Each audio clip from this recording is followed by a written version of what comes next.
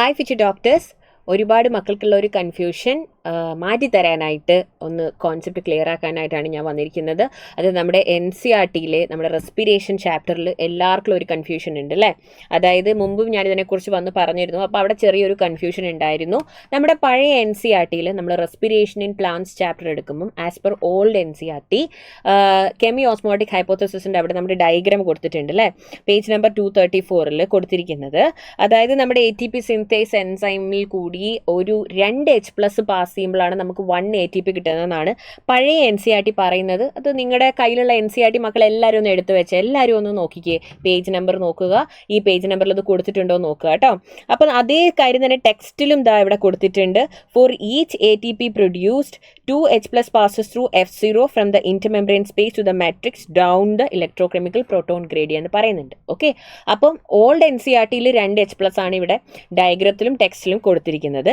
അപ്പം നമുക്കറിയാം അല്ലേ, നമ്മൾ റെസ്പിറേഷനിൽ പഠിച്ചിട്ടുണ്ട്. ഗ്ലൈക്കോലിസിസ് കഴിയുമ്പോൾ നമ്മുടെ കയ്യിലുള്ളത് 2 ATP-യും 2 NADH-ഉം ആണ്. ലിങ്ക് റിയാക്ഷൻ കഴിയുമ്പോൾ നമുക്ക് 2 NADH കിട്ടും. പിന്നെ TCA സൈക്കിൾ കഴിയുമ്പം നമുക്കറിയാം ലിങ്ക് റിയാക്ഷനിൽ 2 അസറ്റൈൽ കോയാണല്ലോ, അതുകൊണ്ട് 2 NADH. TCA സൈക്കിളിലും കയറുന്നത് 2 അസറ്റൈൽ കോയാണല്ലോ. കാരണം നമുക്കറിയാം ഒരു ഗ്ലൂക്കോസും നമുക്ക് കിട്ടാവുന്ന 2 പൈറുവേറ്റ് ആണ്. 2 പൈറുവേറ്റ് ലിങ്ക് റിയാക്ഷൻ കഴിയുമ്പോഴേക്കും നമുക്ക് 2 അസറ്റൈൽ കോയ തരും. അപ്പോൾ 2 GTP, 6 NADH, 2 FADH2 ഇവിടെയും കിട്ടും. അങ്ങനെ ടോട്ടലി 10 NADH-ഉം 2 FADH2 ആണ് എവിടെ കയറുക, നമ്മുടെ ഇലക്ട്രോൺ ട്രാൻസ്പോർട്ട് സിസ്റ്റത്തിൽ കയറില്ല. ഇനി ഇവരെ മൊത്തത്തിൽ NADH-ഉം FADH2 മൊത്തത്തിൽ ബ്രേക്ക് ആയിട്ട് നമുക്ക് അതിൽ നിന്ന് മാക്സിമം എനർജി ജനറേറ്റ് ചെയ്യണം. ടോട്ടൽ നമുക്ക് 38 ATP കിട്ടണം അല്ലേ. അപ്പോൾ ഓൾഡ് NCERT പറയുന്നത് എന്താണ്, ഒരു NADH2 നമുക്ക് 3 ATP-യും ഒരു FADH2 നമുക്ക് 2 ATP-യും തരും എന്നാണ് പറയുന്നത്. അപ്പോൾ ഇലക്ട്രോൺ ട്രാൻസ്പോർട്ട് സിസ്റ്റത്തിൽ NADH2 10 H+ പമ്പ് ചെയ്യുന്നു, FADH2 6 H+ പമ്പ് ചെയ്യുന്നു. അപ്പോൾ നമുക്ക് ആവശ്യമുള്ള നമ്മുടെ ഇത് കിട്ടുന്നു. കാരണം 2 H+ ഒരേ സമയം ഇതിൽ കൂടി കയറി പോകുമ്പോഴാണ് നമ്മുടെ സന്തോഷ് മാമനുള്ള ATP സിന്തസിസിൽ കൂടി പോകുമ്പോഴാണ് നമുക്ക് ഒരു ATP കിട്ടുന്നത്. അത് ടെക്സ്റ്റിലും ഡയഗ്രത്തിലും അങ്ങനെയാണ് പറഞ്ഞിരിക്കുന്നത്. ഇതുവരെ ഇങ്ങനെയാണ് നമ്മൾ പഠിച്ചിരിക്കുന്നത് അല്ലേ. പക്ഷേ നമ്മൾ പുതിയ NCERT, അതായത് ലേറ്റസ്റ്റ് ആയിട്ട് മക്കൾ നോക്കുക, അത് NCERT വെബ്സൈറ്റിൽ ക്ലിയർ ആയിട്ട് കൊടുത്തിട്ടുണ്ട്. റേഷണലൈസ്ഡ് ഇൻ 2023-2024 എന്ന് നമ്മുടെ NCERT-യിൽ എഴുതിയിട്ടുണ്ട്. അതിൽ നോക്കുകയാണെങ്കിൽ 4 H+ ആണ് ATP സിന്തേസിൽ കൂടി പാസ് ചെയ്യുന്നത് തിയറിയിൽ പറയുന്നുണ്ട് നമുക്ക് ഒരു ATP തരാനായിട്ട്. പക്ഷേ ഡയഗ്രാം മാറ്റിയിട്ടില്ല, ഡയഗ്രാം പഴയത് തന്നെയാണ്. അതിൽ കാണിക്കുന്നത് 2 H+ gives us 1 ATP എന്നാണ്. സോ നമ്മൾ ഈ ഒരു കോൺസെപ്റ്റ് നോക്കുകയാണെങ്കിൽ 4 H+ gives us 1 ATP ആണെങ്കിൽ 10 H+ അല്ലേ മൊത്തത്തിൽ അപ്പം NADH കൊടുക്കുന്നത്. അപ്പോൾ പാസ് ചെയ്യുമ്പം നമുക്ക് 2.5 ATP ആണ് അതായത് ഒരു NADH നമുക്ക് തരാൻ പോകുന്നത്. ഒരു NADH നമുക്ക് തരാൻ പോകുന്നത് 2.5 ATP ആണ്. സിമിലർലി 4 H+ 1 ATP എന്ന് പറയുമ്പം 6 H+ ആണ് FADH2ൻ്റെ കാര്യത്തിൽ പമ്പാവുന്നത്. അപ്പോൾ അതായത് ഒരു FADH2 നമുക്ക് തരാൻ പോകുന്നത് 1.5 ATP ആണ്. അപ്പോൾ അവിടെ ചെറിയൊരു കോൺസെപ്ച്വൽ കൺഫ്യൂഷൻ എല്ലാ മക്കൾക്കും ഉണ്ട്. അപ്പോൾ നമ്മൾ ഇങ്ങനെ ഓർക്കുക, നമ്മൾ സംസാരിക്കുന്നത് ഒരു ലിവിങ് സെല്ലിലെ ഒരു വളരെ എക്സ്ക്ലൂസീവ് ആയിട്ടുള്ള ഒരു പ്രോസസ്സിൻ്റെ കാര്യമാണ്. So continuous supply of electrons ഇങ്ങനെ നടന്നുകൊണ്ടിരിക്കുകയാണ് അല്ലേ.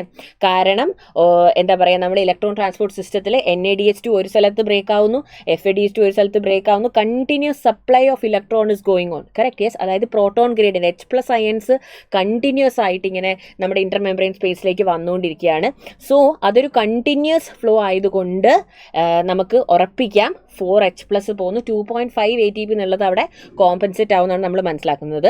അപ്പോൾ പുതിയ NCERT-യിൽ മക്കൾ നോക്കുമ്പോൾ പേജ് നമ്പർ 161 കൊടുത്തിട്ടുണ്ട്. റേഷണലൈസ് ചെയ്ത പുതിയ NCERT-യിൽ ഇതാ 4 H+ passes through ഇവിടെ കൊടുത്തിട്ടുണ്ട്. 4 H+ for each ATP produced 4 H+ passes through F0 from the intermembrane space to the matrix down the electrochemical proton gradient എന്ന് പറഞ്ഞിട്ടുണ്ട്.